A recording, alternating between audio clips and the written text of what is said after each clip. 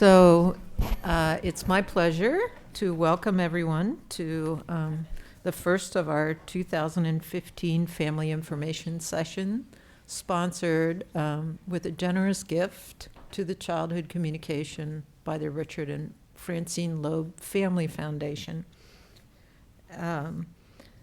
Tonight, our topic is what the school audiologist can and can't do for your student.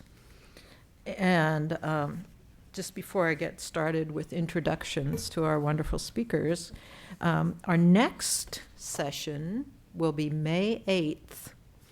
And this is really fun. It's called Be the Boss of Your Hearing Loss.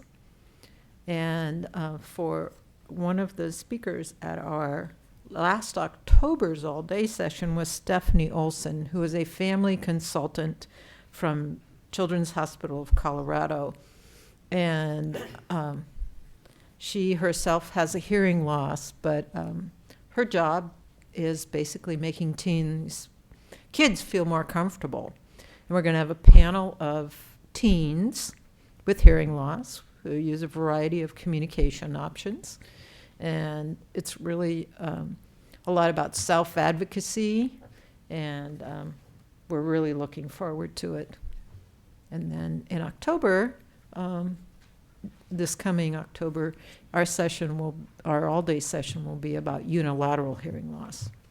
And we have a great series of speakers lined up. So I invite you all to move down because it's a small group.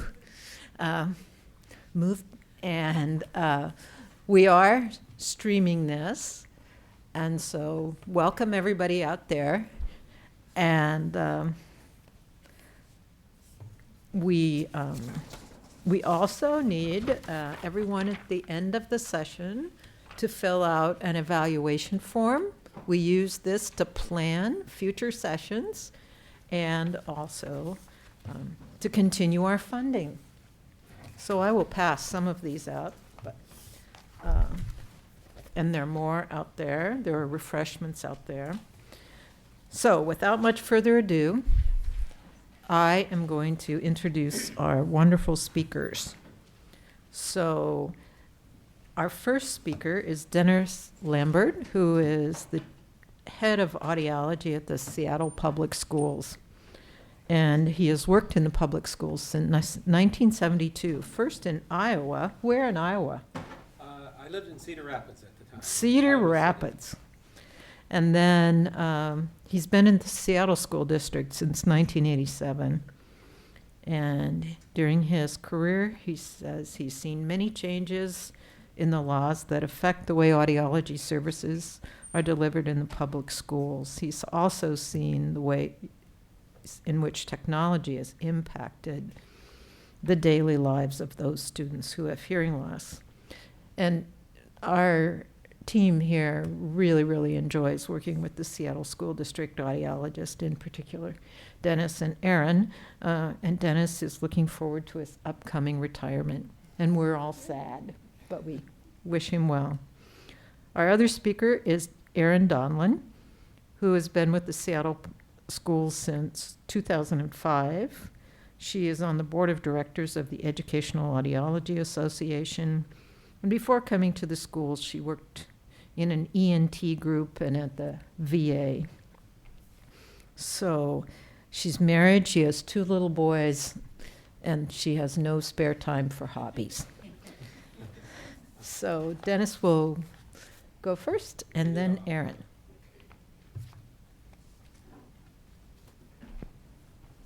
Thank you, Susan. Can everybody hear me okay? All right, never sure if the microphone's working. So, what the audiologist can and can't do. There's actually a lot we can do for students.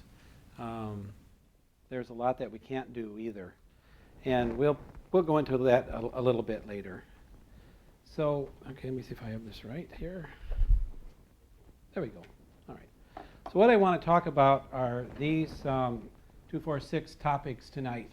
I'm going to talk about the laws and that affect how audiology services are delivered in the schools, and want to talk a little bit about the audiology guidelines of where we get our lead from what we do. And I want to talk about Section 504 of the ADA. I want to talk about service plans. That was actually something that I just learned about just the end of last year and this year. And individual health plans, and then assistive technology guidelines.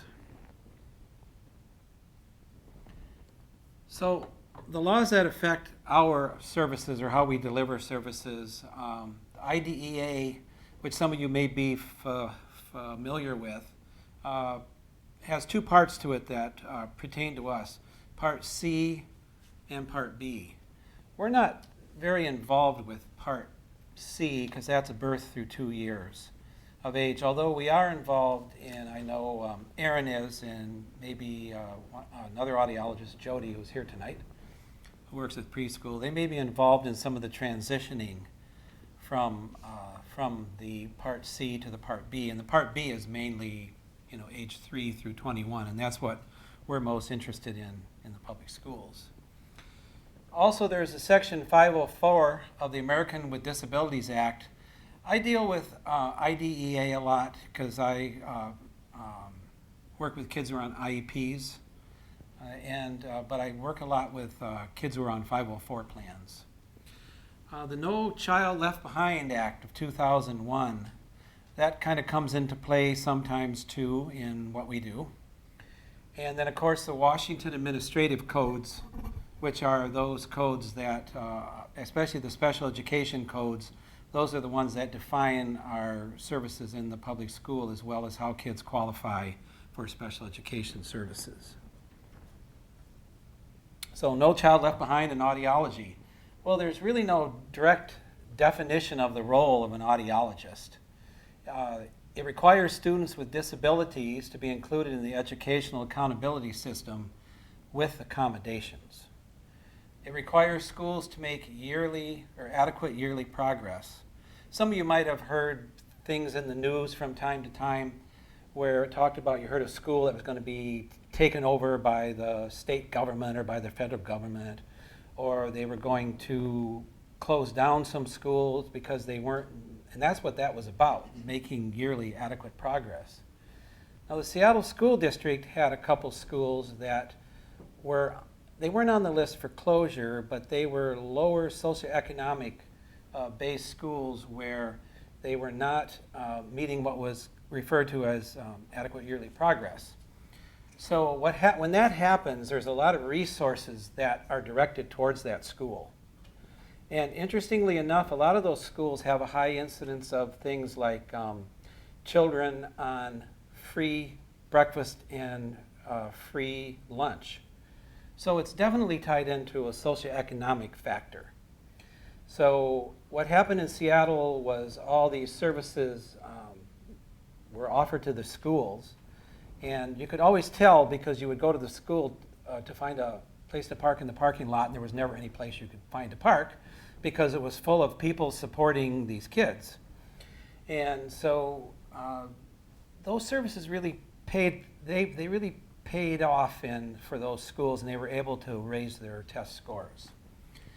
But the No Child Left Behind Act really gives the audiologist some leverage with presenting the case for hearing assistance technology, because it specifies in there that we have to make these accommodations. And I'm going to talk a little bit more about exactly what do we mean by accommodations.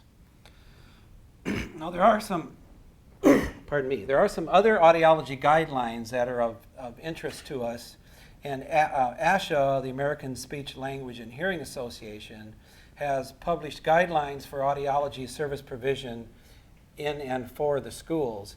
And they pretty much outline guidelines of responsibility of the audiologist. And it gives us a framework from within which we can develop how we provide services to our students. Now, interestingly enough, those guidelines are very similar to what the guidelines are in IDEA, Section 504, and also in the Washington Administrative Codes. So you can see ASHA has worked with those they've had a presence in Washington working with those laws to have input into what an audiologist does. And there's also a publication called Serving Children with Hearing Loss in Public School Settings. So what are audiologists required to do? Well, this is one thing that we spend a lot of time on, especially I know I do, is making sure that each public agency must ensure that hearing aids worn in school are maintained and that they work properly. So I spent a lot of my time going to my 30-some schools and checking on hearing aids, make sure they have adequate batteries at school, to make sure the hearing aids are functioning properly. There's some minor things that, as audiologists, we can do right on the spot. We can clean ear molds, we can change tubing, we can do certain minor repairs to hearing aids. That used to be a lot easier when hearing aid technology of 20, 30 years ago, because sometimes something would fall off and you could put it back on. Or you could make a little minor adjustment here and there. Didn't require a computer.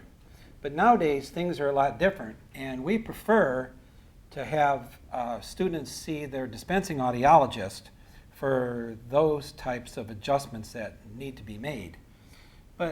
So I go around to the schools a lot and make sure the students' hearing aids are functioning as best as they can.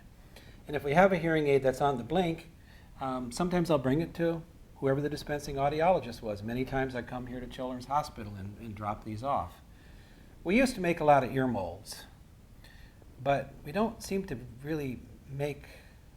do that as often, because here in Seattle we're really lucky. There's a lot of audiologists available, and every student has their own dispensing audiologist, their own clinical audiologist that they can go to.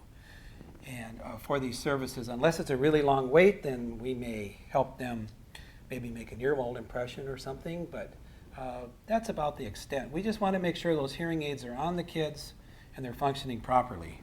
Functioning properly sometimes is easy. Making sure they're on the kids, sometimes that's the challenge. That's a really big challenge. Cochlear implants. The same thing holds true for cochlear implants. This is one of these things that we don't do, and that's it's stated right in the law and IDEA that the public agency is not responsible for the post-surgical management, programming, or replacement of the medical device or any external component. There's always been some issue of what happens if something gets lost at school. Who is responsible for that? I don't think anybody's answered that question yet. Thank goodness a lot of hearing aids have loss and damage coverage. And and a lot of kids are on Medicaid. Although, we don't lose a whole lot of hearing. Not a lot of, maybe Erin doesn't agree with that.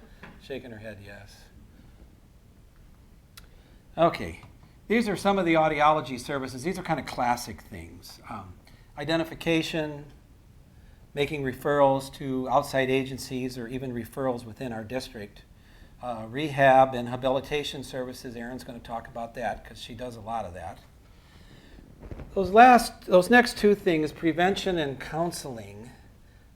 Prevention, it refers to a couple different things. Talking to kids about their hearing loss and making sure that they are taking steps to conserve what hearing that they have.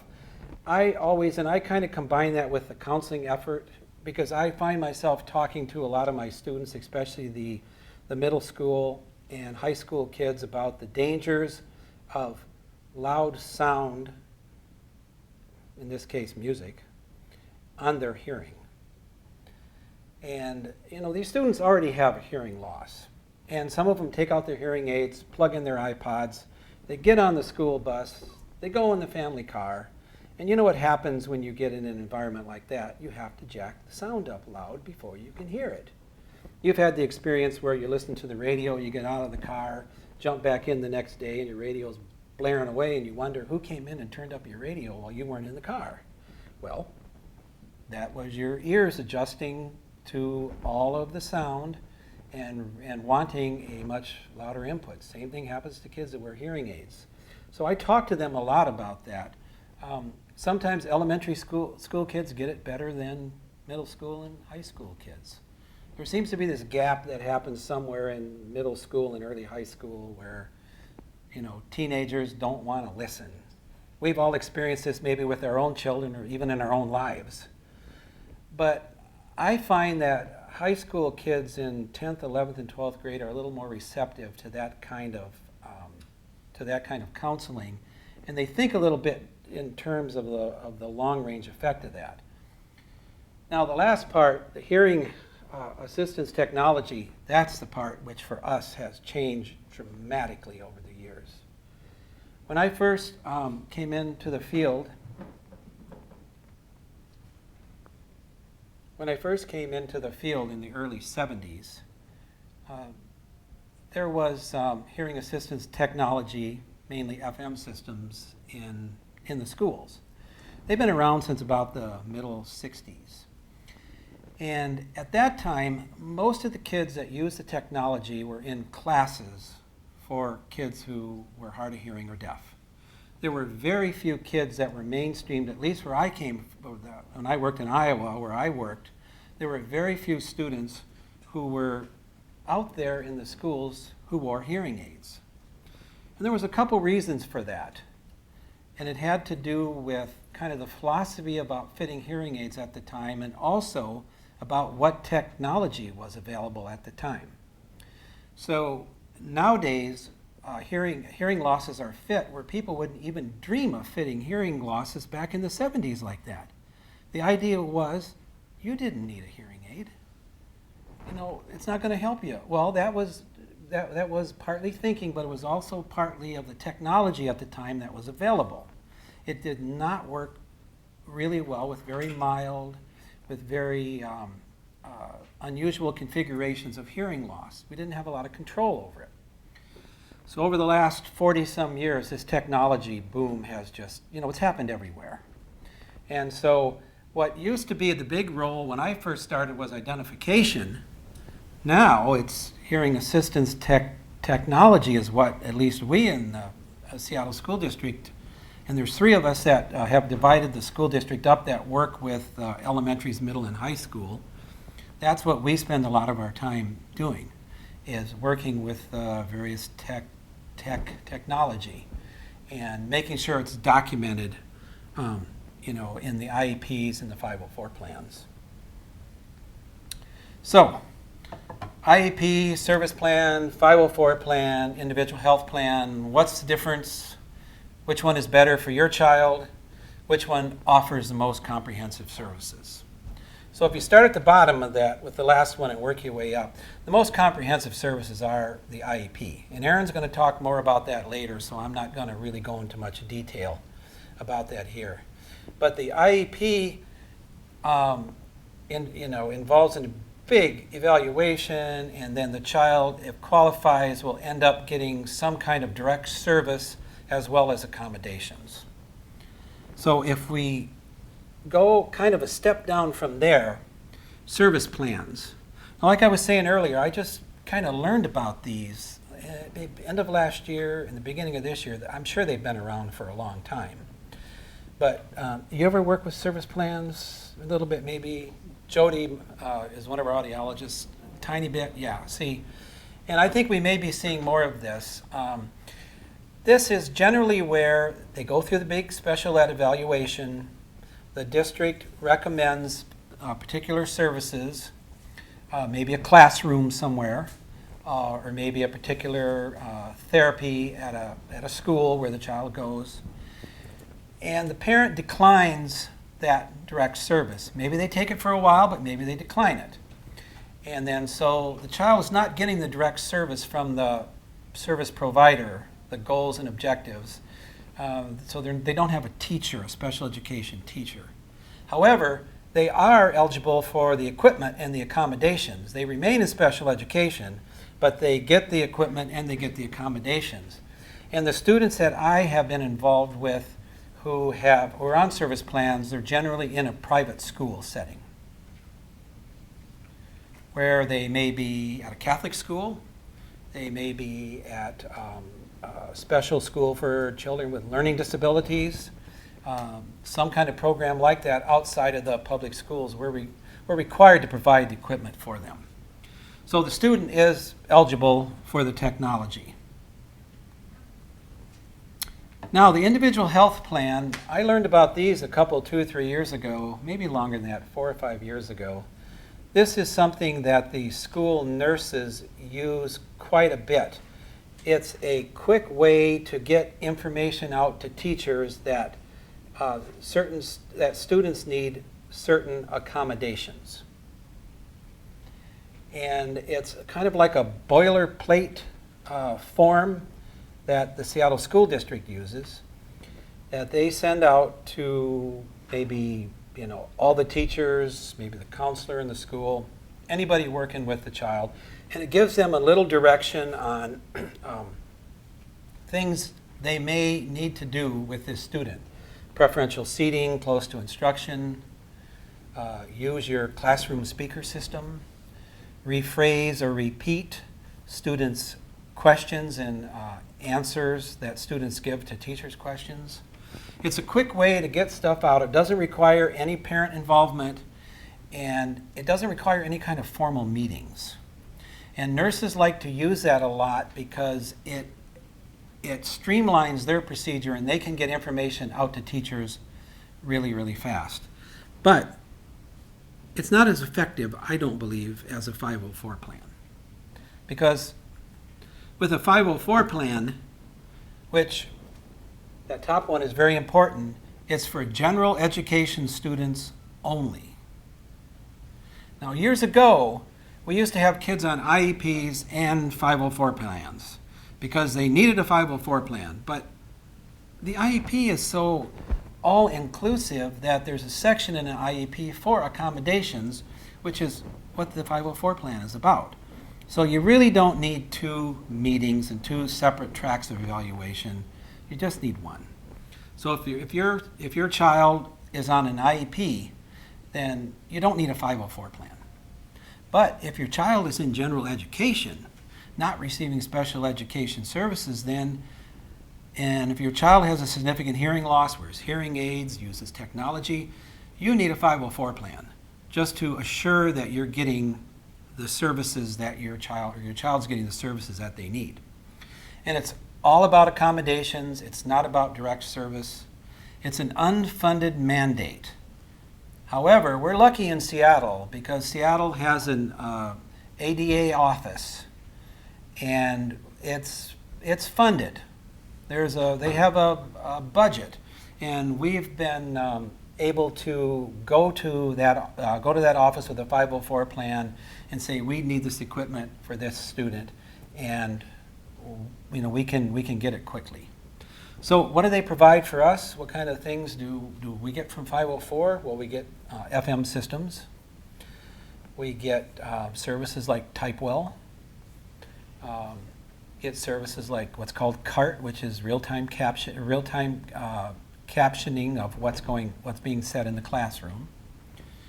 And then when you get out of the realm of audiology, it's just wide open what kind of accommodations, whatever it takes to give that child access to their education.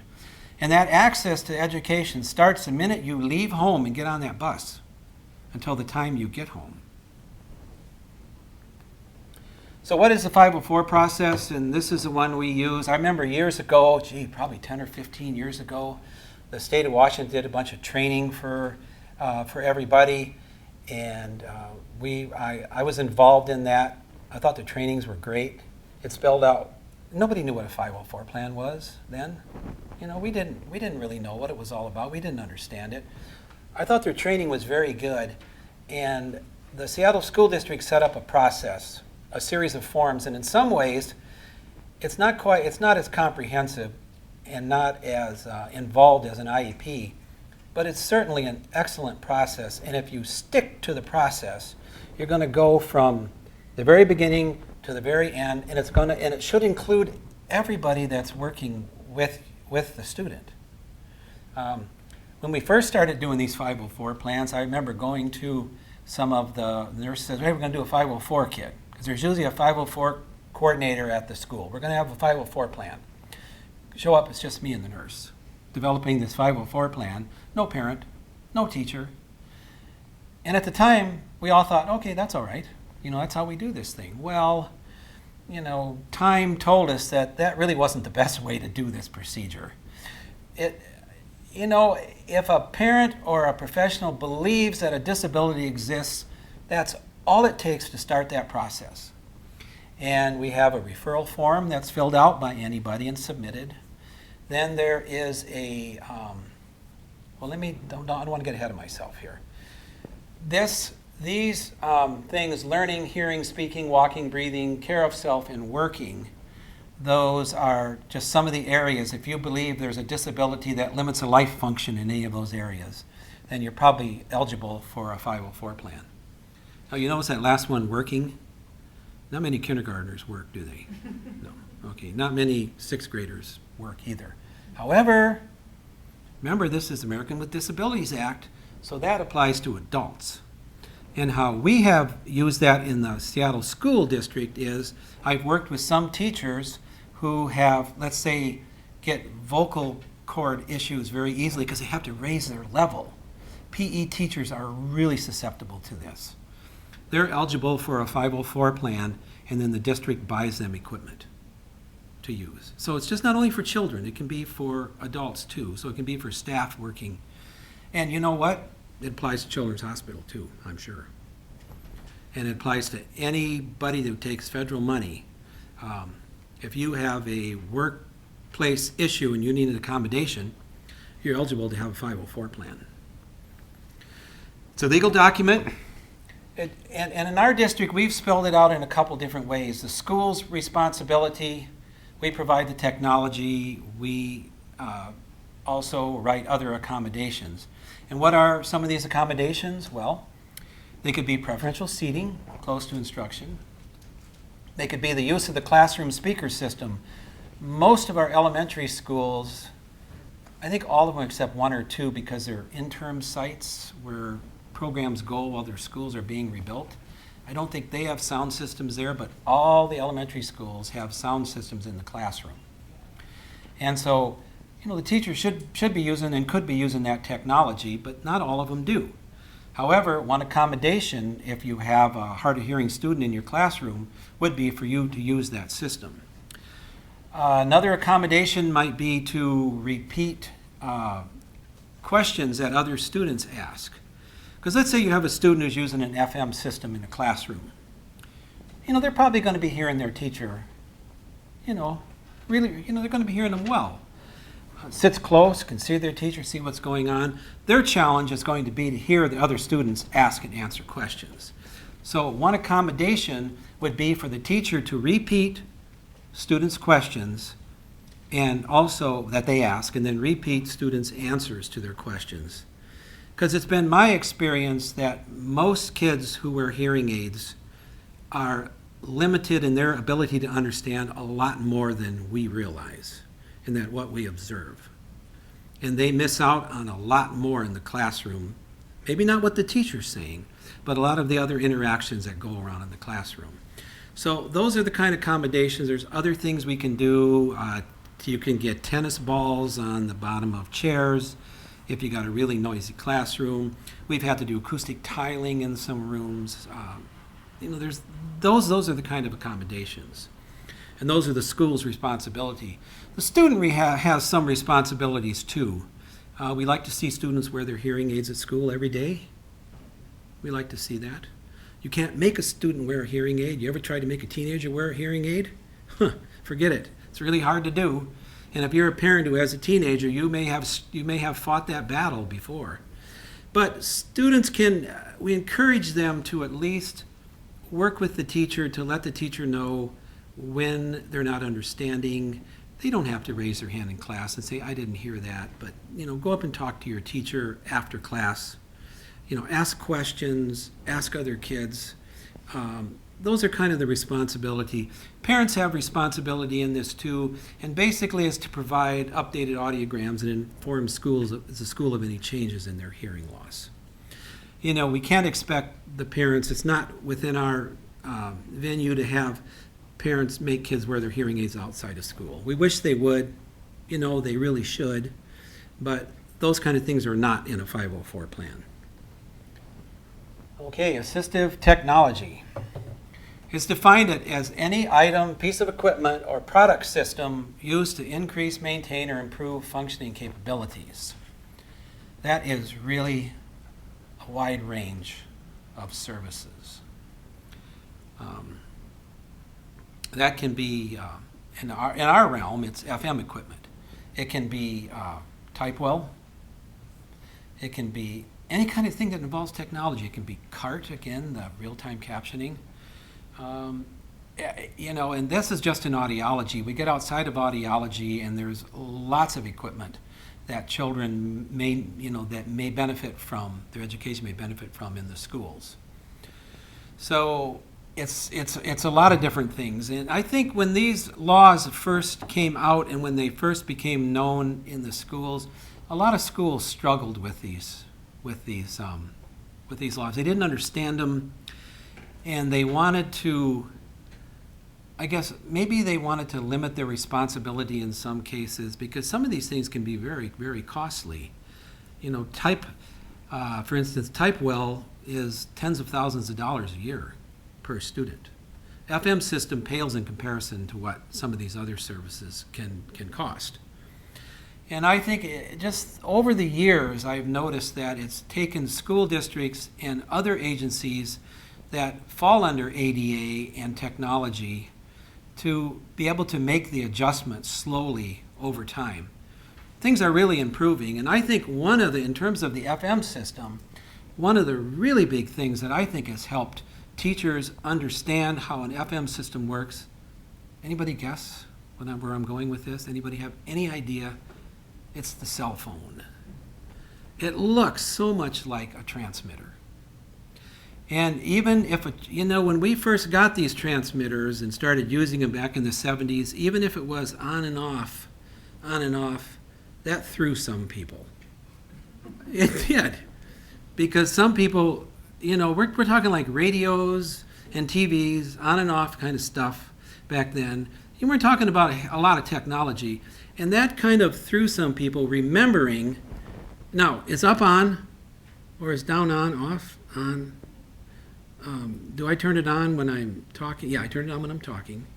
But if I go to talk to this small, am I supposed to turn it off when I go to, so that kind of stuff kind of threw people. And when the cell phone came into popularity, all of a sudden, people started to understand this transmitter that had 4 or 5 buttons on it now, and menus and stuff, and they understood it. And nowadays, I could probably give our Inspiro transmitters to, any kid in elementary school and say, help me figure this out. And, they could probably search through the menus and figure this out, because they probably have a cell phone. And they might even have a Game Boy or the old Game Boys and stuff. I mean, all that kind of technology kind of helped. It helped us. It helped people understand better how to use this equipment. And I noticed a change maybe 10 years ago, where instead of going to a classroom with this equipment and seeing a look on a person's face like, oh my God, here it is, I got to use this, to, oh yeah, okay, here, I know what this is all about. Yeah, oh no, I know. So you turn it on like this, and you wear the mic like this, and so it's made our job, actually, it made my job a lot easier in a lot of ways. I think I'm nearing to the end here. So I want to talk a little bit about assistive technology services. Not only is it as equipment, but it's services. And how we originally had set it up in Seattle when we were having to buy FM systems back in the early 90s, when we were starting to get a lot more kids that needed this equipment, and they were being spread all out into the schools. They just weren't in our programs. We had to come up with some kind of a procedure. And the IDEA and ADA was clear on this. They said these are technology services. You evaluate the need, you purchase and lease the system, you fit, select, adapt, repair, you train the staff, you train professionals, and I threw in you have to train your employer too. Because sometimes that was the biggest sell. Why do we need this equipment? I had a supervisor one time I really liked, And he said, I thought an FM system was something you get at Radio Shack for like $50. And when I said, no, they're about $800, he goes, oh my goodness. So he was surprised. So there is some training that you have to, that you may have to do depending on the organization that you work for. And then we set up a procedure for assessing the need for hearing assistance technology. And I always encourage the audiologists around the area when we were doing this initially to, it doesn't matter what your procedure, what your guidelines are, just have something in place. So when your administrator says to you, why do I need this equipment? Why should I have to buy it? Then you can say, well, these are my guidelines. I determined the candidacy. I made specific recommendations. Now we need to purchase and fit this. We need to verify that this equipment really works, and then we need to validate its effectiveness over time. So what do we do? Well, this is kind of a little old because, if you got hearing aids, and if we're going to probably try an FM system with you, at least give it a try. Almost all the time, an FM system helps. Is the student going to use it is a whole nother issue. Because, we have that struggle in middle and high school. Will the kids really use that equipment? Will it end up in their backpack all day long? Will they just we have some students just refuse to use the equipment, period. They say, I'm not using it. The parent has fought that battle. They've given up. So, but, eligibility requirement, it's really widespread. It's basically anybody that has a hearing loss is a candidate for at least taking a look to see if technology will help them. Bilateral hearing loss, unilateral hearing loss, fluctuating hearing loss, auditory processing disorders. Those last two, the fluctuating hearing loss, if you think of a FM system plugged into a hearing aid, that's not basically what I'm referring to there with that fluctuating loss. We have some kids, we have systems that operate on the FM technology, but they have headphones. And we will give them to students sometimes. I'm working with a student right now who all of a sudden has middle ear disease and the hearing has just dropped down. She's going to be seen. She'll probably eventually have surgery, probably get tubes, and then her hearing will return to normal. But in the meantime, that month or a month and a half or maybe even 2 months while she's in school, I'm going to have her wear this earphone system, and her teacher will wear the FM microphone. And that way, she will be able to hear at least what the teacher is saying in the classroom. You can't let it go for 2 months and just have her sit close to the teacher. That doesn't work. Auditory processing disorders, they can use a similar kind of a setup. We use sometimes speaker systems with them, or sometimes FMs that look like hearing aids. Always need to have documentation. Always need to have it. It has to be stated in the IEP, in the service plan, or in the 504 plan. Sometimes I'll give a 30-day trial period with a pre and post questionnaire. We base that on other audiologist recommendations. I'll get reports saying, I talked to the family about an FM system and we suggest this or recommend it for them. We pick up on that. We go to the school, get the trial period going. Monitoring the outcomes, it's like, it's the validation part of this. But the main thing is the system being used? If the system's being used every day, then you really don't have to go any further than that. You can do questionnaires. We have a couple teacher questionnaires. Is the child attending better? Do they ask less questions? Are they less frequently off task? These kind of things. We also have a little student questionnaire where, it boils down to, can you hear the teacher better? Can you hear directions better? Just a couple simple questions. And so, from that, we can usually determine if this system is effective. But if the student is using it and the teacher is using it, then the system's effective. We don't really need to go any further than that. Now that might be my last, nope. Just got a couple more slides to go. The training and the monitoring, the way I do it, the way a lot of audiologists do, you have to orient the student, teacher, and the parent to the technology. I like to come in the classroom and do a short observation for a while to see how the teacher is using the equipment, if she's using it correctly or he's using it correctly. Does it get plugged in? Does it get charged? I like to show up the next day, sometimes early in the morning, to see, do they have it on? If I go into the classroom and the teacher has the system on and she's giving her opening remarks to the class, fabulous. If I go in and the FM system is sitting over there plugged into the charger and the teacher is giving her opening remarks to the class, we got a problem. Person doesn't understand that even the opening remarks, that child does not have access to what you're saying. So you need to use that technology all the time. Sometimes I'll give a classroom presentation on how the system works because sometimes the kids are interested. And documentation, again, the questionnaires, document. So, and that's it. Any questions? Goodness, great. Oh, I was going to say I covered everything. Wow, that's fabulous. Yeah. I don't know what Typewell is. Oh, Typewell. Okay. Maybe I should, but I don't. No, that's okay. That's a trade name, I believe. And it's a particular system. There's there's a company, we use a company out of Vancouver, Washington, and we employ them or we contract with them. They send a person with a laptop and a netbook to the school. The child comes into the classroom, the person, I guess you'd call him the transcriptionist, comes over, opens up the netbook, sets it in front of the student, goes and sits in a place in the classroom where they have a good vantage of what's going on. And then what's ever said, they start typing.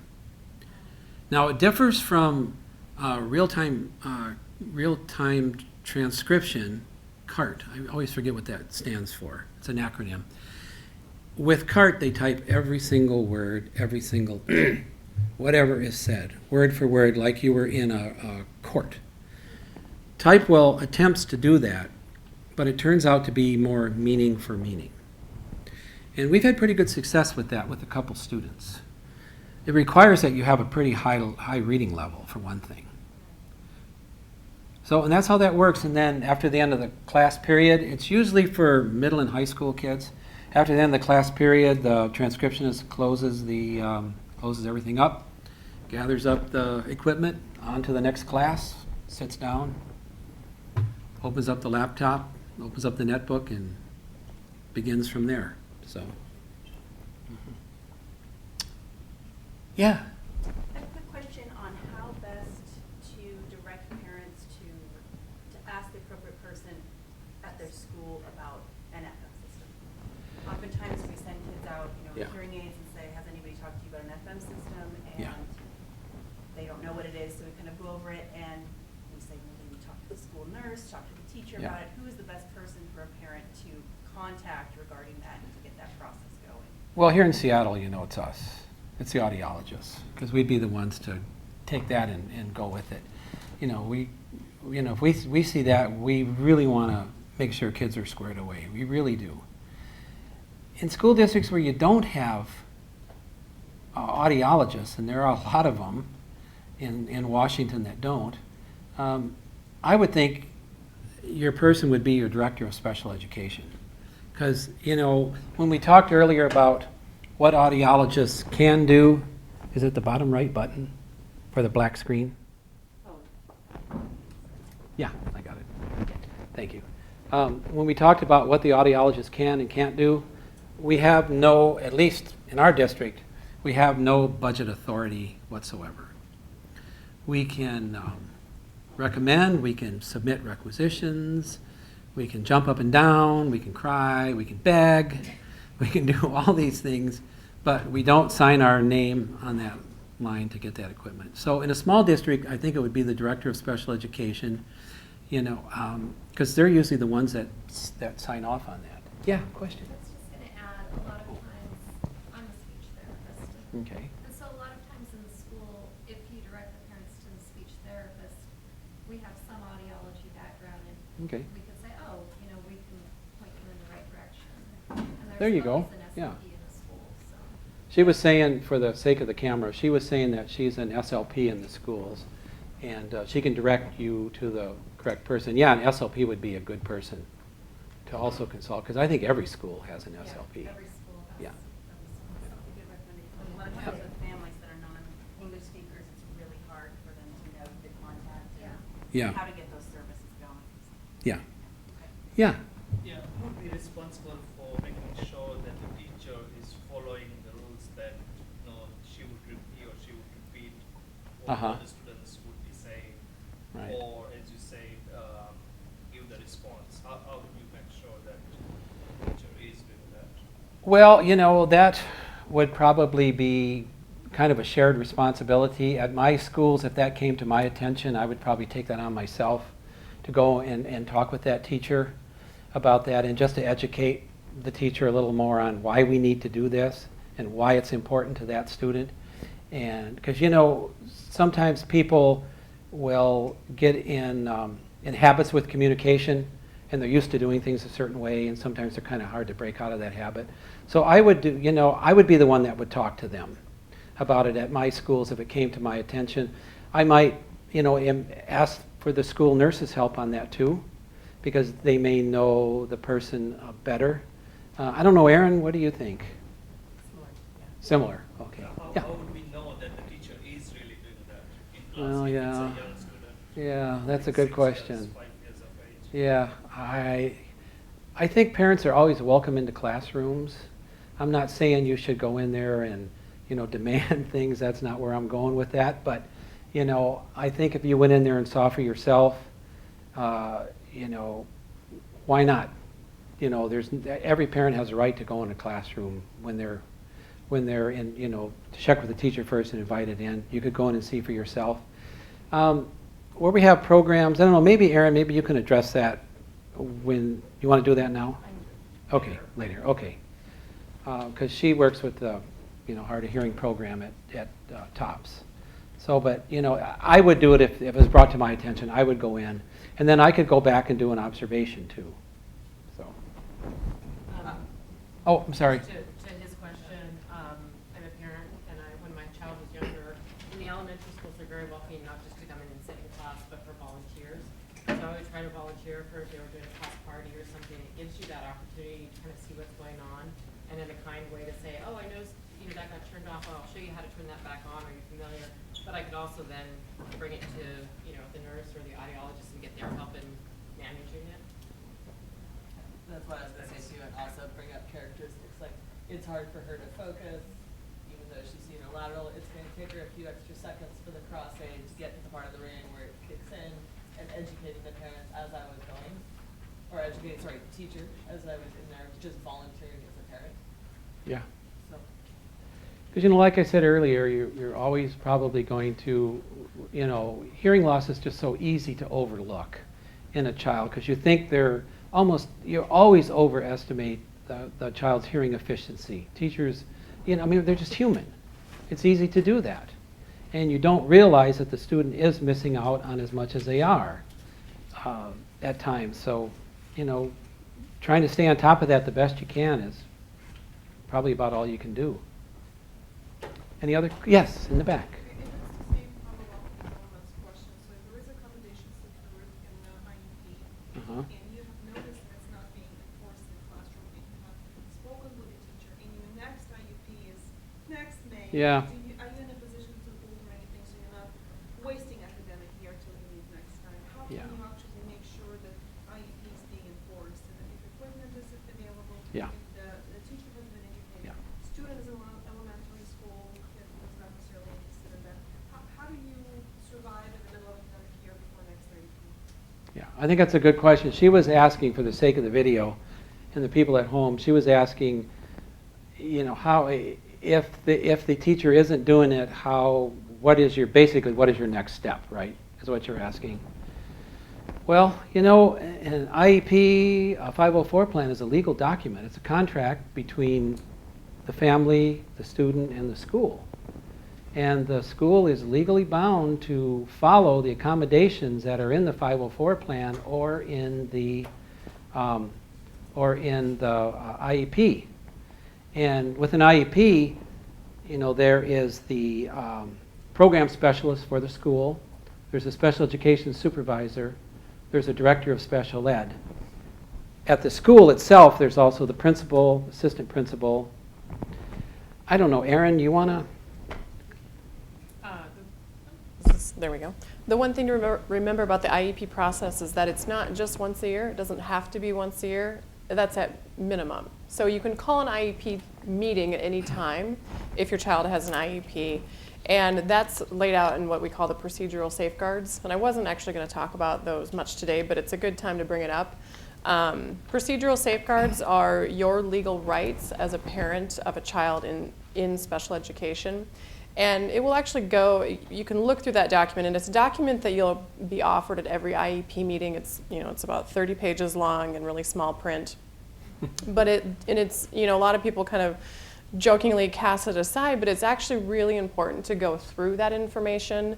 And really your first step is your case manager for the IEP. If you're having an issue at the school, if they're not following what you all agreed to at the IEP, you want to start with that person first and say, okay, I've noticed, this is happening, she's not hearing this, I don't think she's catching this, what are we doing here?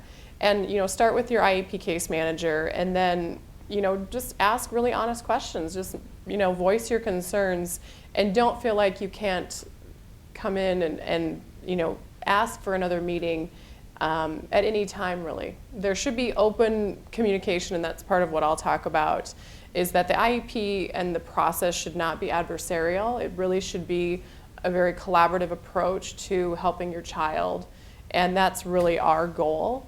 But in terms of enforcing it, or I guess enforcing, I don't like that term, but in terms of making sure the IEP requirements are met, talking to the case manager and all the service providers, making sure they're all doing what they're supposed to be doing. And then if that's not happening, then your next step is to go to, either a principal of the building or, like Dennis said, maybe an area supervisor. And then you just kind of get escalated from there is really what I would recommend. But first step would be, starting with the teacher, or if it's the SLP or the audiologist. And definitely, I think, involve your audiologist if you have one, because we often can kind of go in and find out, I would say, what's going on, and maybe head some of that conflict off. Hey, Shelley. If you don't have your procedural safeguards for your school district, they are on the Office of Superintendent Public Instruction website under Special Education, Washington Administrative Code. So you can get that online. So for the folks at home, you go to the OSPI website and you look under, just search for procedural safeguards. The Washington Administrative Code. Washington Administrative Codes, procedural safeguards. Okay. Erin, well, I guess I'll turn it back to Susan first. Nope. Our next speaker is Erin.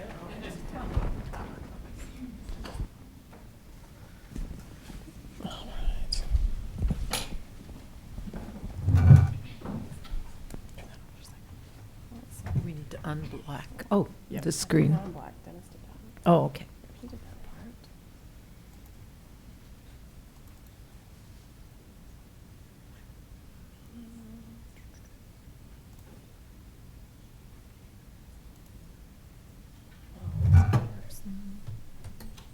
Yeah, there we go. Oh, okay, perfect. All right, everyone can hear me okay? Okay. So, again, my name is Erin Donlin. I work in the Seattle Public Schools with Dennis and 3 other audiologists. And our topic today is what we can and cannot do. And I think as I was preparing for this talk, part of me realized that there's not a lot that we can't do, but, of course there are some things. But I think audiologists were really resourceful, and if we don't know how to do something, or if we have never heard of how to do something, or we've never seen this piece of equipment, I think that we're really good at using our resources, whether it's calling a company or talking with our audiologists, colleagues in the field or in the clinical setting. So that's, I think, definitely a relative strength for a lot of the audiologists. Let me get this. There we go. Okay. So, there we go. So what I want to talk about today is we'll talk about the special education, what is special education, how that process works. And then lastly, we'll talk a little bit about changes to IDEA, Title II, and Section 504 of the ADA. And this is very recent information, November of 2014. And there's, I just wanted to inform everyone about it, if you don't already know about it. So my role in the Seattle School District is a little bit different from the other audiologists. I actually provide direct therapy services to students who are eligible for the services. I do some testing at the school where I'm primarily based, but 3 of our audiologists in Seattle serve the 53,000 students in our district. Jody, as she's mentioned over there, is our preschool audiologist, so she tests all of our special education preschool students. And then I provide oral habilitation services to students who are both in our programs at the elementary level, and then some of our students who are in the general education in other buildings, as well as some students that I see itinerantly. And by that I mean that some of the students actually come see me at my office and I work with them there. And some of the students I go out to their preschools and I work with them in that setting. So I carry a caseload, which is similar to, most of you probably know of an SLP, they carry caseloads. And I do, like I said, I do travel to the students. And the students that I provide services for, they have to qualify, and we'll talk about that. And it's similar to the services that the oral habilitation specialists at the hospital provide, but it's a little bit different in that I'm looking at it from the lens of how a school district or how a student needs to function in the school setting. So my lens is a little bit different, and sometimes I think that's a little unclear, so if you have questions about that, just let me know. So of course, since I primarily spend 99% of my day working in special education, that's what I'll focus on. So I'll talk about our birth to 3 transitions a little bit. I'll talk about how students receive those services and then the changes. All right. So Dennis did a nice overview of special education, and these are the 2 IDEAs at the federal level, and then Washington Administrative Code is at our state level. And so those are just the websites if you want to go and look at that information. In the Washington Administrative Codes, if you go to that site, it actually lines out exactly what special education is, or what it can look like in our state. And they obviously base all of that on the federal guidelines. And then each district will further define and offer services within the range of what's possible. So services here in Seattle will look different than services in Tacoma or Shoreline or Edmonds.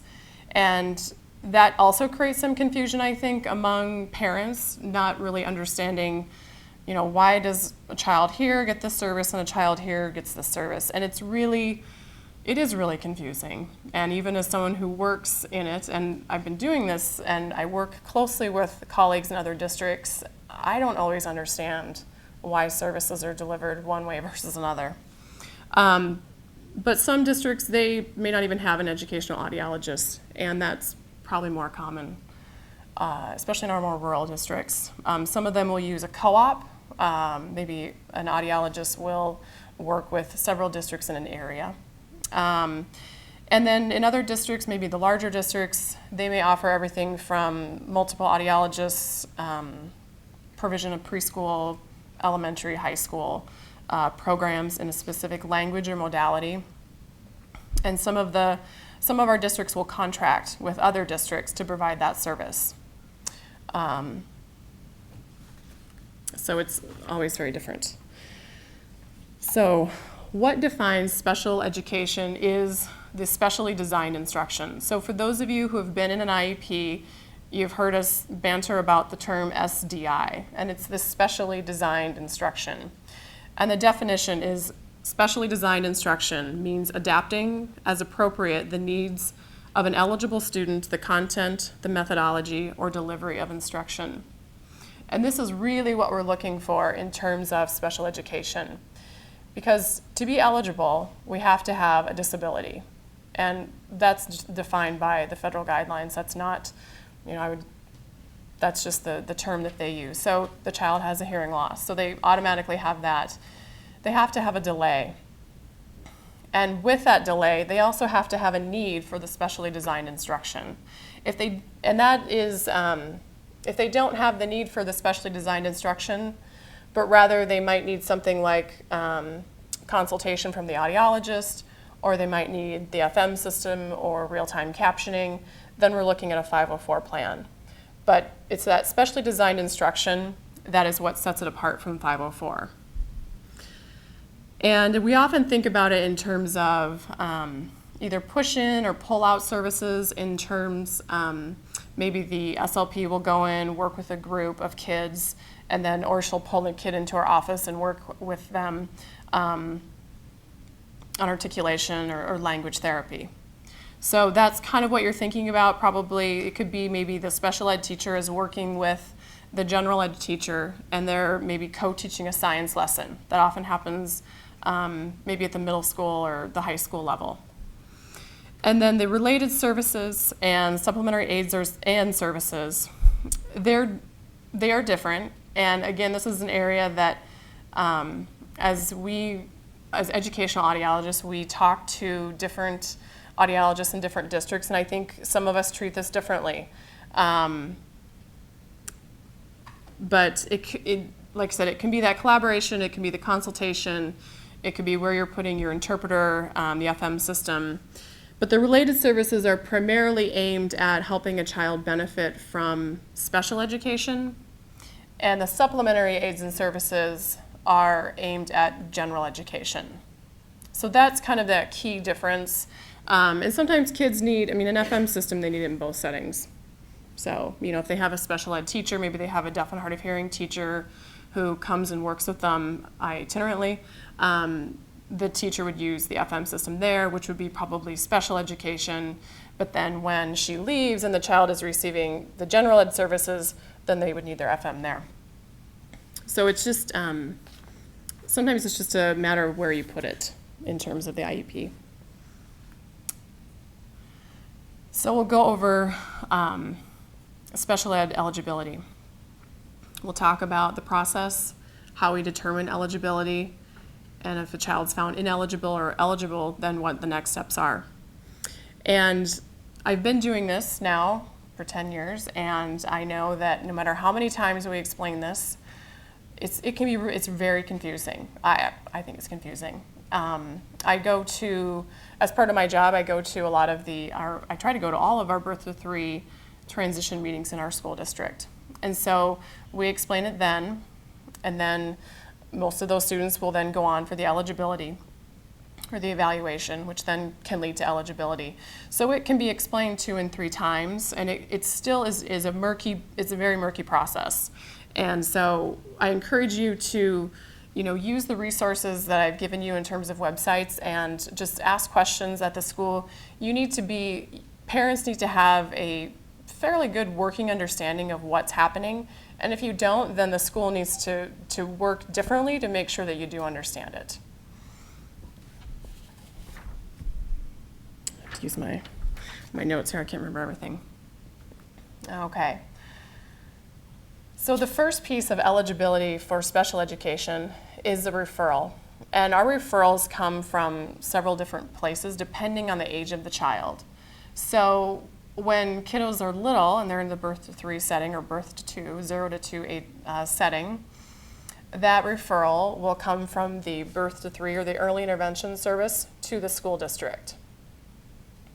For kids who are over the age of 3 but not yet school age, if a parent has a concern about their child's functioning and feels like they may benefit from special ed, or maybe the daycare provider or the preschool teacher has concerns about how the child is functioning in the preschool setting, they can make a referral to what we call child find. And every district maintains a child find. And that's usually a telephone number, it might be an email. I believe in Seattle we have both. And so that referral can be made to the child find, and then it goes on to the eligibility process. And in the school setting, once kids are in kindergarten and beyond, the eligibility, or the referral rather, can come from the parent or the school-based professional to what we call a school-based intervention team. And these are often thought of as pre-referrals. We don't want to automatically assume that every child that we have concerns about needs special education, because as people who work in special education, we are charged with not only, we're not supposed to underserve kids, but we also cannot overserve students. And so sometimes there may be these accommodations or supports or different things the teacher could be doing that could help a student that doesn't necessarily warrant special education. So that's what that pre-referral process is about. So once that referral is made, then there's a time where data is collected. And we collect this data to determine whether or not the child would be eligible, whether or not a decision to assess should be made. And so I think this is where in the process it gets a little confusing, because we have a referral and then we have this time to decide, okay, are we going to assess or not assess? And there's all these timelines that are associated with everything. And in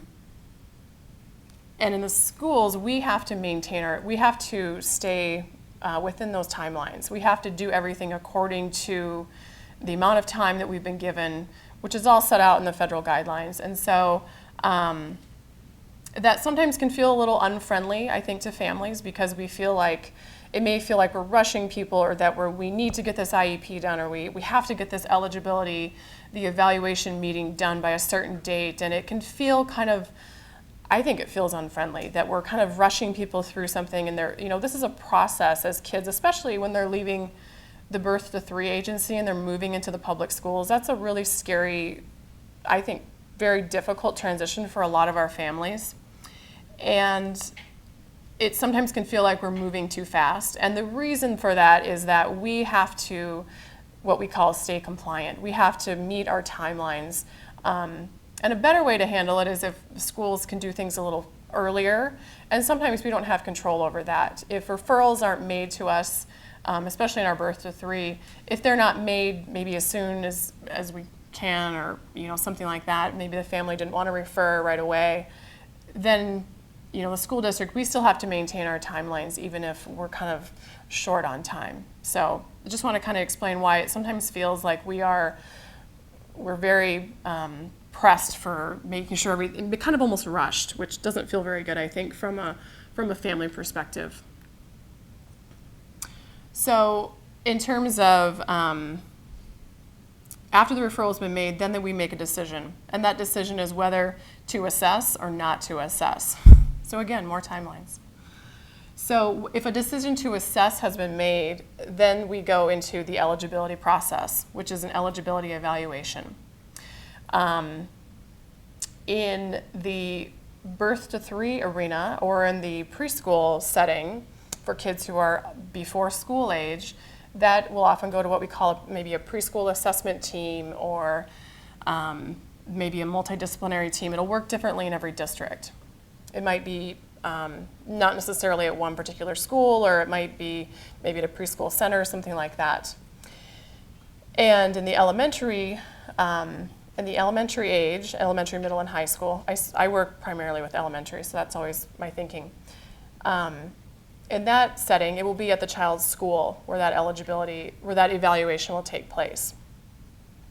And this is, I think, the piece where parents can really play a huge role, and that is providing us the information that we are asking for.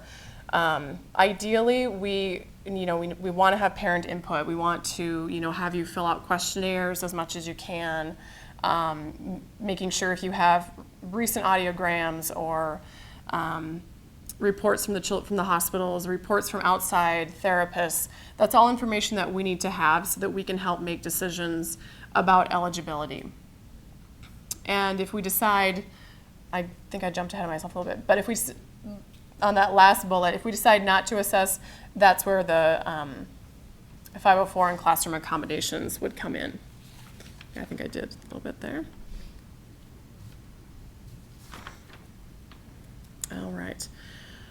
So in terms of special education eligibility, it's usually a team of the school-based professionals that are going to assess the child.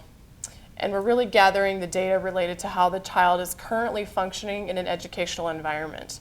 And that is a little bit trickier, again, when we're working with our birth to 3 or our younger kiddos. So it looks a little bit different because we're getting more of the information about social and how they're doing in a maybe more family environment, things like that. But for our kids with hearing loss, I think the biggest thing that audiologists would like to see, I know from our perspective, is we want to see, we'd love to be on the team, and that doesn't always happen. Even in Seattle, where we have 5 audiologists, we're not always remembered. We definitely want to be a part of that evaluation, if at all possible. And I think the other key piece is having someone on your eligibility team or your child's eligibility team who understands hearing loss. And that can be really hard to do sometimes. Your child may be one of just a few kids in your district. And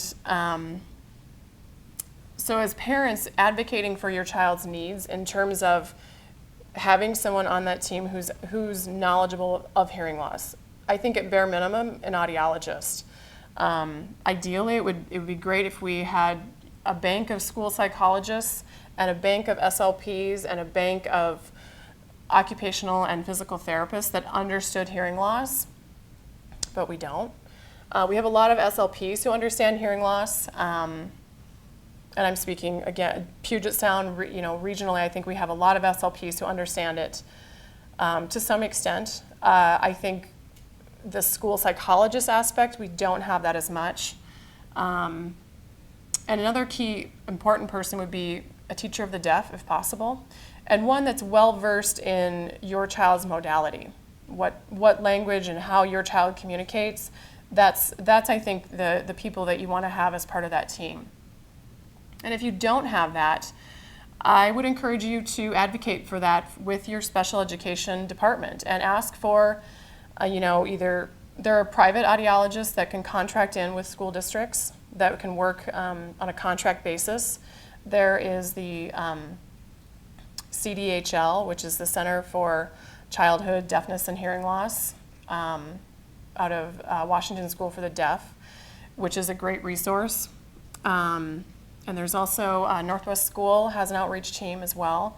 And if I'm forgetting anyone, I apologize. But there are resources out there for schools to work with and to collaborate with people who are knowledgeable about hearing loss. Certainly the children's hospitals where your kids, where they get their hearing aids and cochlear implants, obviously that's important. But I think too often we have psychologists and SLPs that maybe they don't mean to, but they think, oh, they just don't have that sound. They just don't have that sound yet. And it's not that they don't have it, it's that they don't hear it. Or it was co-articulated with another sound that masked out the high frequency sound that they don't have auditory access to. And even though it may seem very trivial and minor, it can affect, if they're not hearing things and they're not saying things, it will affect writing, it'll affect reading, and all of that affects later school success. So getting it set up as early as possible with, as much support as we can provide in the early years, from preschool through, early elementary, providing more support in that area so that kids, maybe we can see them transition off of IEPs or maybe off of a few of the services from the IEP onto maybe 1 or 2 service providers.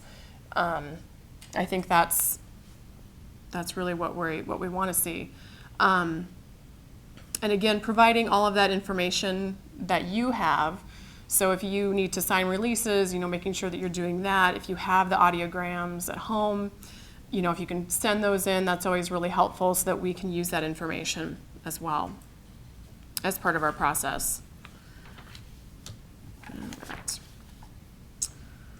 So moving on to evaluation.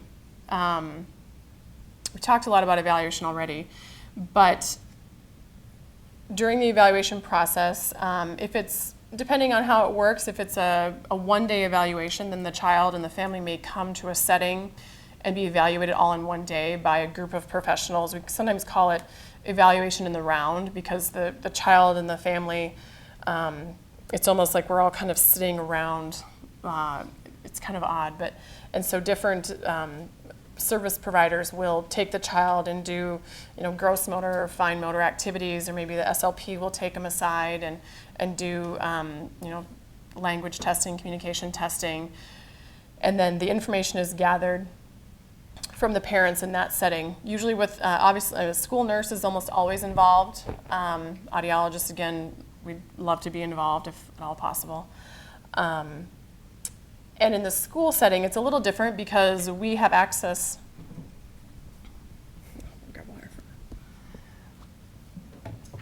We have access to the kids throughout their school day.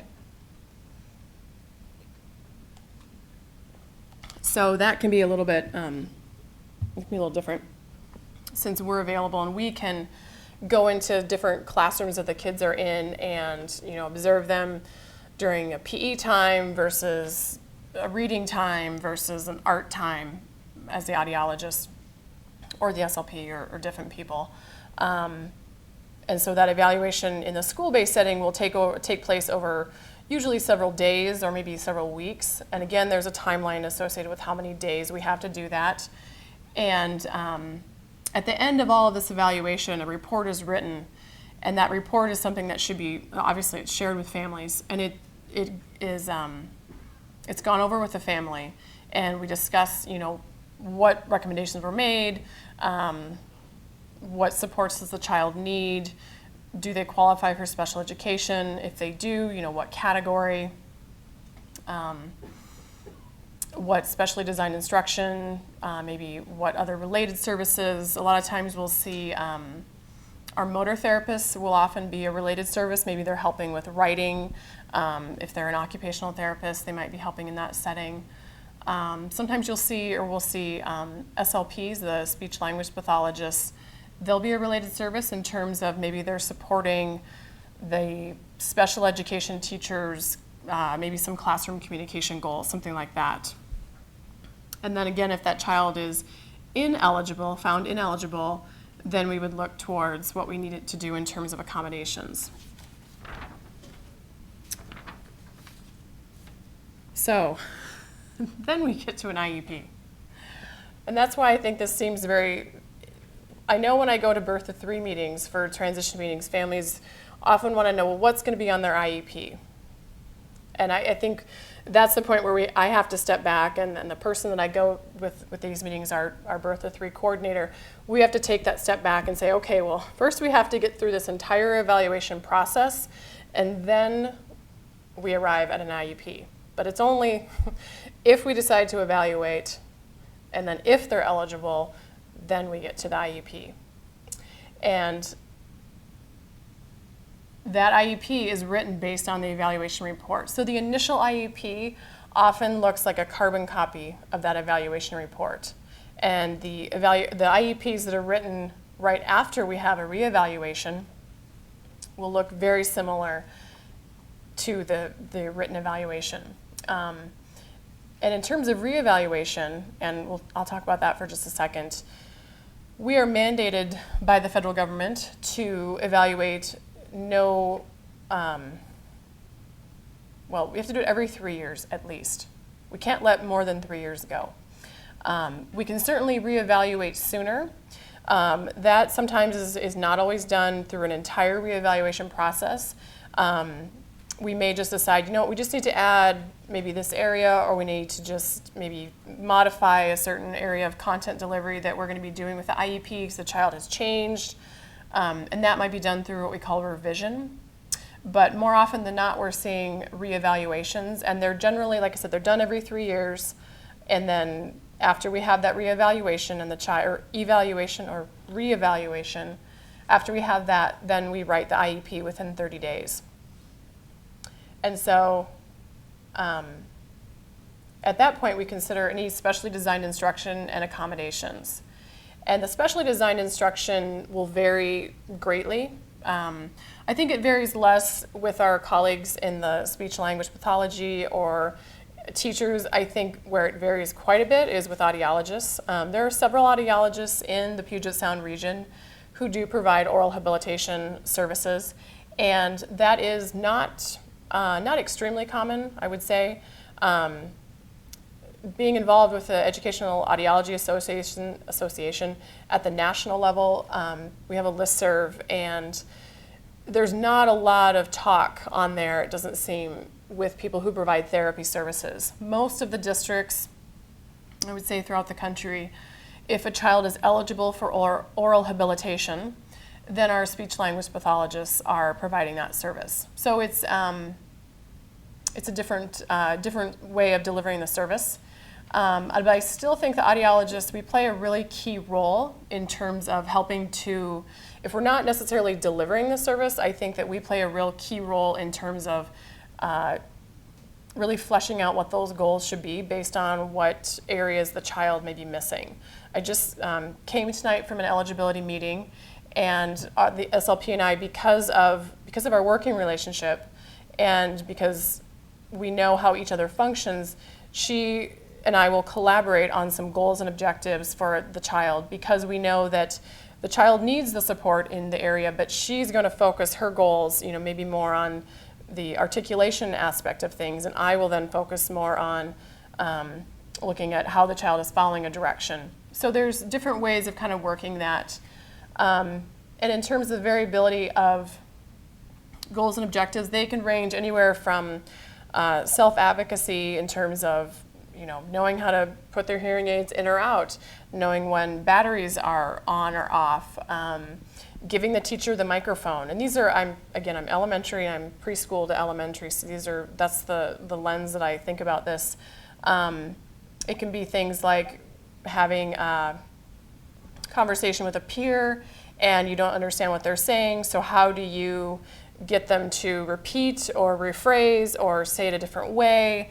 And how do you do that without feeling kind of awkward? And so teaching the child that, we want you to be able to hear and understand what your friends are saying in a class discussion or at lunch, lunch is just horrible for most of our kids.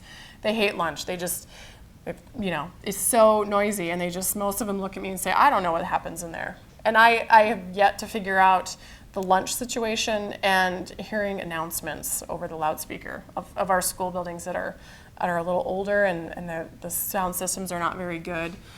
So we're always working on that. But some other goals could be following directions. I write lots of following direction goals. I write goals about working in background noise. I write goals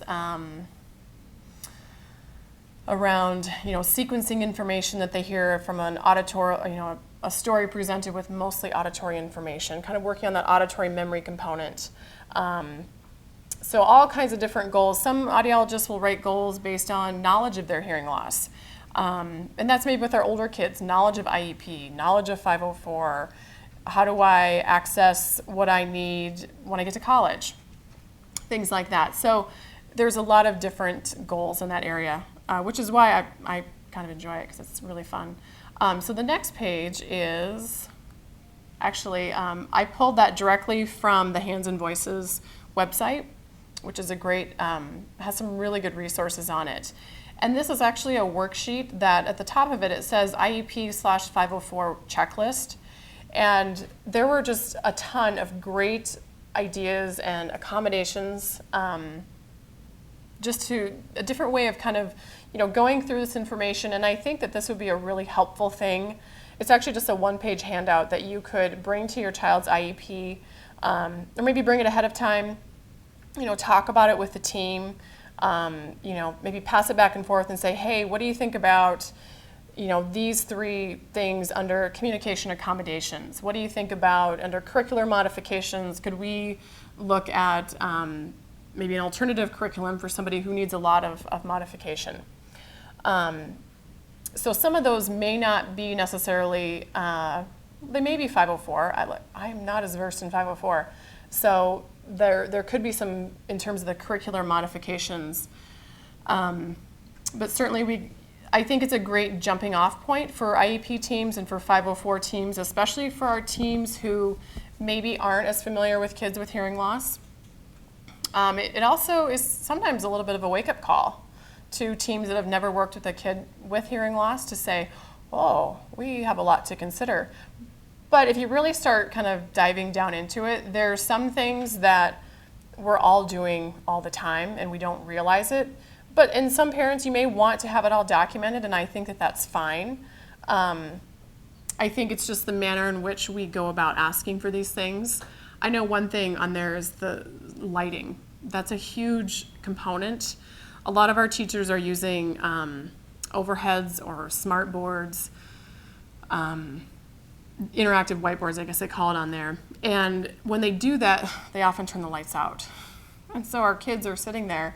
And even with an FM on and the visual, that can be a really hard time for kids to try to be lip reading or speech reading, or to try to catch, what the teacher's pointing at without a lot of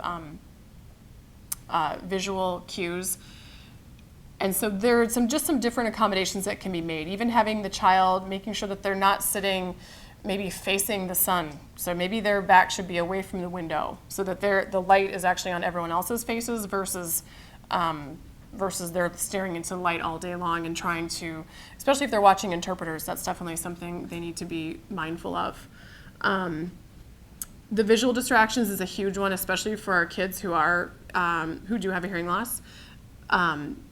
Facing them away from the door, because if they're not facing away from the door, they will just, they constantly turn. And so, being mindful of kind of where they're maybe placed, maybe having something in front of the door so they may not hear, and, keeping everyone kind of focused on the teacher.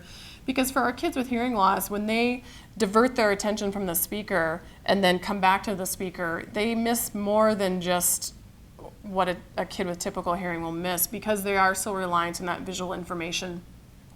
And if they're using an interpreter, they're missing all the information that was just signed. So that's really key to remember, especially for our teachers. Another piece on there is that frequently checking for understanding. And I like to ask teachers to not just ask them, can you hear me? Because more often than not, the kids will say yes. Tell me what you hear. Ask them, what did you have for breakfast? What are you going to do this weekend? Asking them comprehension questions so that they're hearing you. Having them, pat their head, or, and for older kids, as they get older, they're less likely to want to answer some of these questions, but maybe just, if you can hear me, give me, put your thumb up on your desk. And the teacher doesn't have to do that loudly. Obviously, we want to know if the FM is working, but we want to know that the child is hearing it and giving that visual cue back to the teacher that, yes, I'm with you. And that could also be written into a self-advocacy goal along with that as well. So in terms of, these are probably, successforkidswithhearingloss.com is Karen Anderson's website, probably by far my favorite website. I get a lot of information from her site, and she has a ton of information on there. There's information for parents, for audiologists, for other professionals. There's a lot of free information in terms of different checklists and things that could be sent out to school-based teams. Handsandvoices.org has a lot of great information about the law, about IDEA, different changes that have happened. And I like those top two a lot because they're written for more of the consumers, and they're not quite as intense as the Washington Administrative Codes are, which it's great to read through them. I mean, I like all that data, and I like to know what's in the codes, and I like to know where things have come from. So not to say I enjoy reading it, but I do like to kind of see, okay, this makes sense, this is why this is in here. And I did learn a few things while I was preparing for this, or maybe reminded myself, but I like to have, it's good to see, where it is in the law, and then also how we interpret it. And if your district has a website around special education or maybe around deaf and hard of hearing, I think that would be a great place to also access some information as well. And this whole process, whether it's IEP or school-based services, can be really confusing. And I think it's good to access information as much as we can. And of course, asking your school-based team, the audiologists, your SLP, they know a ton. Resource teachers, asking people who work with kids who have accommodation needs, who have SDI, all of that is good. Do you have a question? I was just going to say, Hands and Voices has a really great educational advocacy book for parents, and it is really, it's easy to get through, and it really breaks down the process, but it's very specific to hearing loss. Perfect. You can find it on the Hands and Voices website. So what she was saying is that Hands and Voices has an education advocacy handbook. Yeah, yes. Okay. It's a downloadable handbook? No, you have to buy it. Oh, okay, okay. It's all about the IEP process. Perfect. IEP versus 504. Perfect.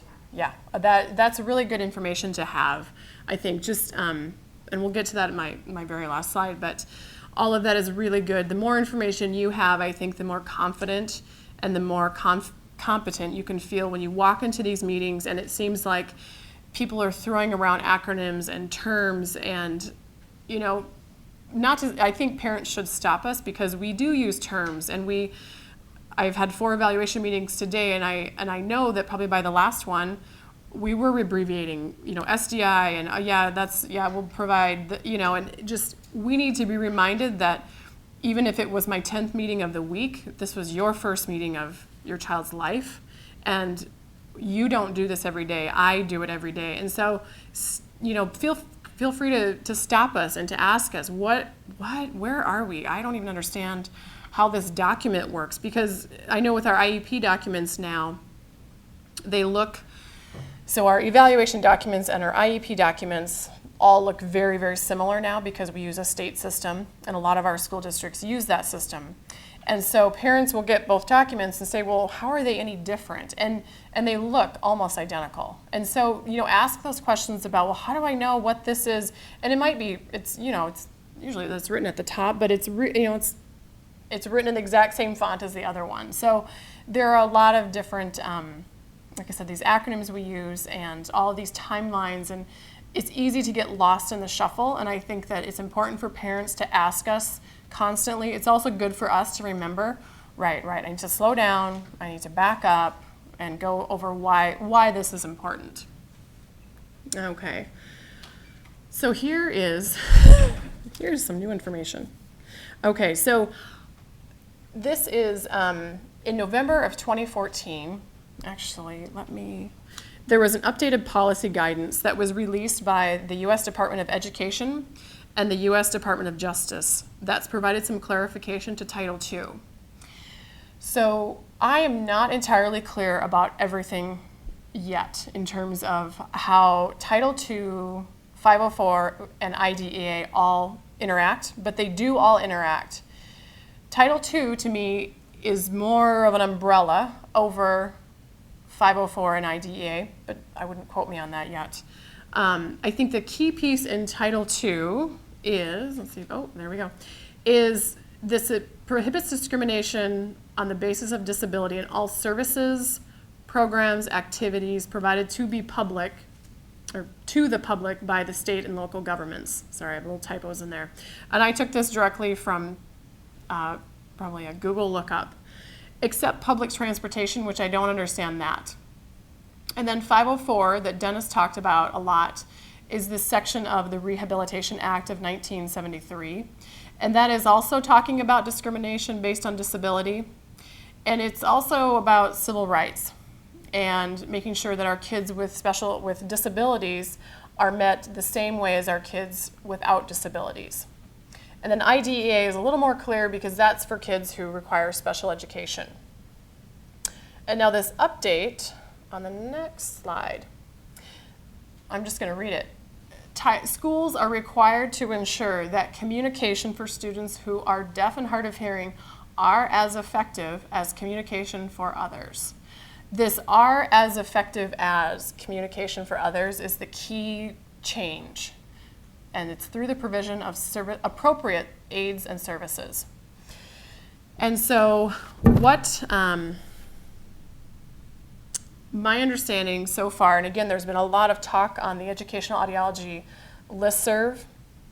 There's been talk from, American Speech Language Hearing Association, which is ASHA, which is the I guess, one of the member audiologists and speech language pathologists are members of that organization.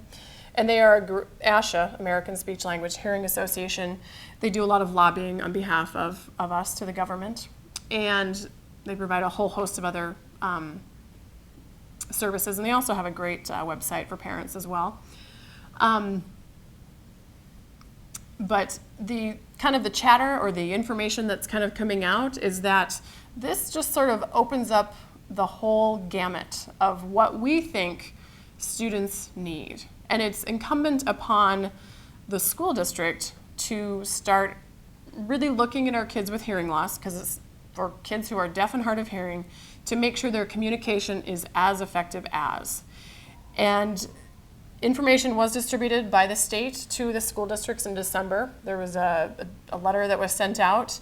But I will say that we have not heard a lot about it yet. So it's probably parents will be the ones bringing this to their districts. One thing that is different in terms of 504 with the Title II clarification is that it applies to public preschools.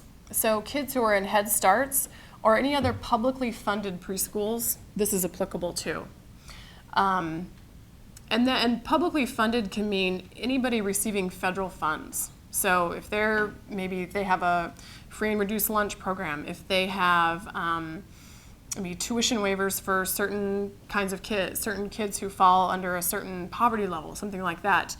All of those programs are going to be, they will have to follow this. It also applies to charter and magnet schools. And my takeaway is that parents, you guys now really have a very strong voice to advocate for what your child needs to make his or her communication effective as. And we know that for our kids with hearing loss, they may be able to sit in a class and they may be able to hear what's, the teacher is saying, but the minute, we get conversations over here, if the teacher's not repeating and if she's not rephrasing what's happening, then our child is missing that information and they're missing that learning opportunity. And that's really where a lot of the learning is happening in our schools. For those of you who have been in schools recently, it looks really different than when, even when I went to school, we sat in rows and the teacher lectured at us and that's how it happened. We did not do hardly any group learning. And now I walk in and most days there's groups and pods and everybody sits and, so it's all very, very different. So for our kids with hearing loss, that's a really hard situation because anytime you break into table groups, there's noise. And so how do we, do we need to look at Roger pens for everybody at the class, which Roger is a type of FM, maybe a different, do we need to look at, different amplification systems, or is it something as simple as my child's table group goes out into the hall to work, or they go into a common area that doesn't have kids in it at that time so they can work where it's quieter. So there's, it really doesn't put the lid on any sort of accommodation. It could be the FM system, it could be note takers, interpreters, captioning. It talks about teacher repeating and summarizing of comments and periodic monitoring of progress by a DHH professional, which I think is a really key piece because that really allows a lot of leverage now for us to say, we need someone who's a teacher who understands learning of kids with hearing loss, maybe a teacher of the deaf ideally, and that person can come in and help monitor my child's progress. And this is not, again, this is about kids at Title II, and that's, from what I understand, it's an umbrella over all of our kids. It still does not include hearing aids and hearing aids and cochlear implants. So that's one thing that a lot of school district audiologists, we don't do. A lot of us do not fit hearing aids. We look to our children's hospitals to provide that service. And so that is one thing, but going across the country, you may see that that's completely different somewhere else. I know that there's, again, been information on the listserv about that, well, if the child isn't bringing their hearing aids in, the school is now, we need to be providing them auditory access so that the school may be providing those hearing aids. And for some students who live more rural, rural districts, the school may be providing that service as well. And to go back to that Title II, there's a ton of information on the Success for Kids with Hearing Loss.com website. There was a ton there. And I believe Hands and Voices had information as well. But if you just Google it, you'll find it. Jill. So can that be used to qualify kids for an IEP based on functional listening and access? That is a good question. Because so often the kids do Right. well on standardized tests, but it has nothing to do with their access to communication in a classroom situation. Right, and yeah, and I think that's a really good question, and I don't know the answer to that yet in terms of, so Jill was asking, will that be used to qualify kids for an IEP? And I don't know.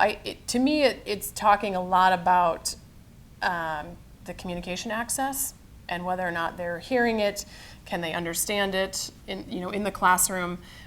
And it has that progress by a DHH professional, which can include, I believe, an audiologist or a teacher of the deaf. So perhaps there's a way to work that in somehow, but I don't see it necessarily as a way to qualify IEP. That's, I think, the clarification we don't have yet, but I think it's a good place to ask. So, in summary, Dennis talked about there's been a lot of changes that have occurred. He's seen more than I have, but I've seen a lot just even in 10 years. I think I've had to basically trash out most of the FMs that I started working with 10 years ago because they're just not working, and it's really no point in keeping them on my desk anymore. But I would just encourage, I hope that some of the take-home message that I'm giving is not just what we can and cannot do, but I really want parents to feel like the audiologist is really kind of your bridge and your link. If you feel like you have maybe an adversarial relationship, and we obviously don't want parents to have adversarial relationships, but we know it happens, and it happens far too often. And I think a lot of the time it does happen because of perspective and just we're bringing our own experiences to this.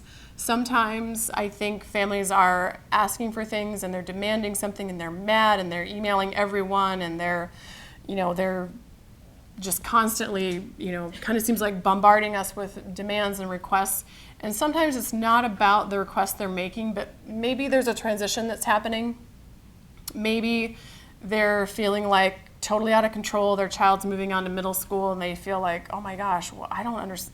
This is going to be so insane, and I think a lot of times we need to kind of just, all of us take a step back and just sort of look at look at the bigger, broader picture, I think sometimes, because we want your child to have a positive school experience. I think that's the bottom line. We want that to be positive. We want your child to want to come to school. That's why we're there. And my third point about hearing loss, it's high incidence in your life, and that's not meant to make anybody angry or anything, but hearing loss in the school district is what we call low incidence. And by that we mean there's not a lot of kids that have hearing loss.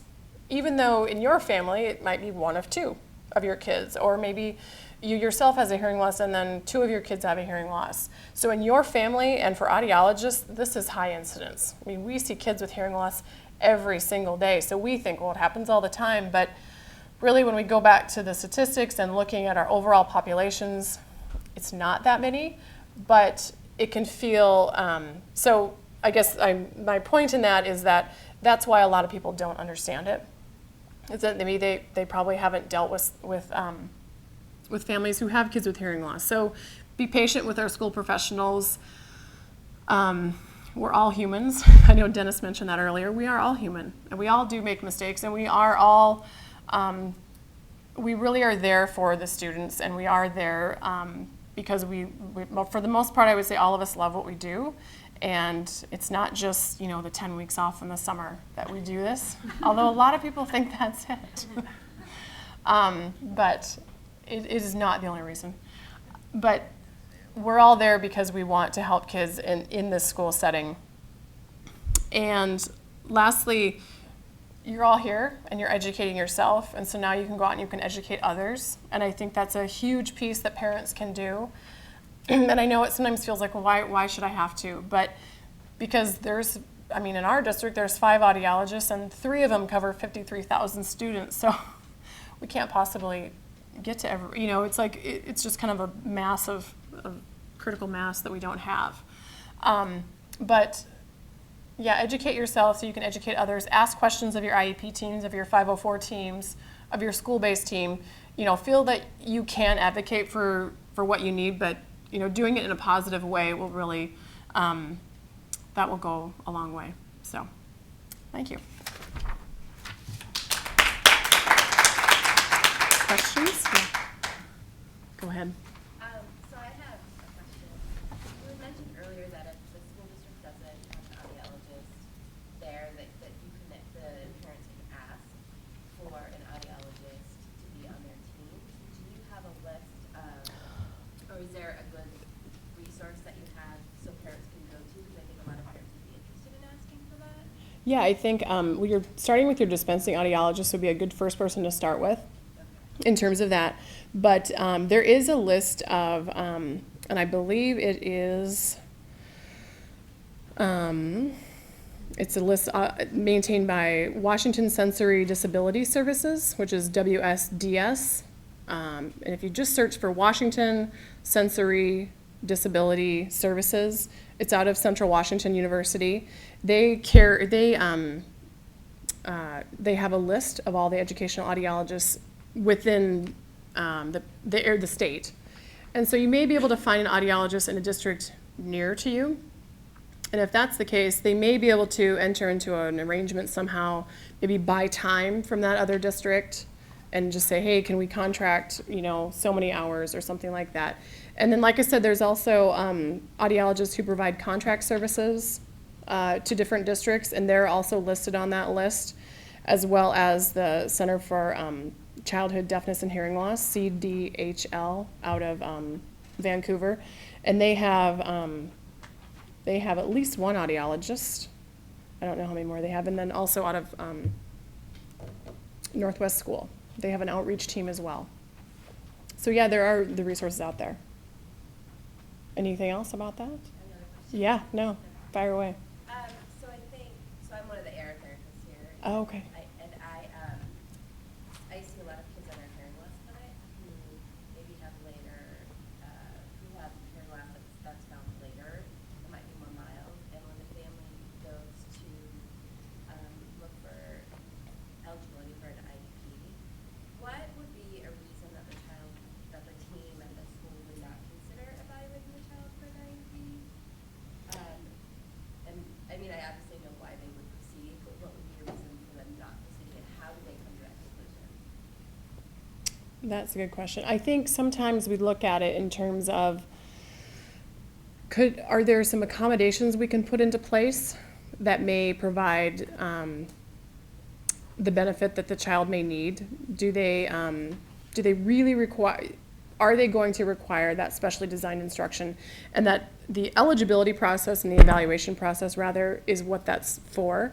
But if the school-based team feels like, let's try these modifications, let's try to provide the support with a reading tutor or, something like that, depending on where they're struggling. Try that and then see if the child, if they're not making progress, we call it response to intervention, RTI. If they're not making progress, then we would go ahead and move on with that. And like one of the points I tried to make was that in special education, we are charged with not over-serving and not under-serving. And so we don't want to over-identify students in special education, but we also we want to make sure we're not providing a service. We want to make sure we are providing the services where it's needed. I want Is to it? Yeah. thank Dennis and Erin for Yeah. coming out and talking with us tonight, and thank all of you. We do videotape these presentations and put them on the Childhood Communication website. You can access them through the Childhood Communication Center website, Children's Hospital. And please be sure and fill out your evaluations and put them in the box out there. Let us know what topics you might be interested in the future. And have a cookie, have some, what are those? Orange things. Vegetables. Satsumas. I was trying to remember whether they were tangerines or mandarins or whatever. And if you have kids in childcare, we do need you to Retrieve come up them. so that our volunteers can get them. Thank you very much for coming. Thank you. Thank you very much. Yeah, It was thank really informative. I think so, yeah. I learned about healthcare plans. I didn't know about those, so I'll have to thank Dennis for that.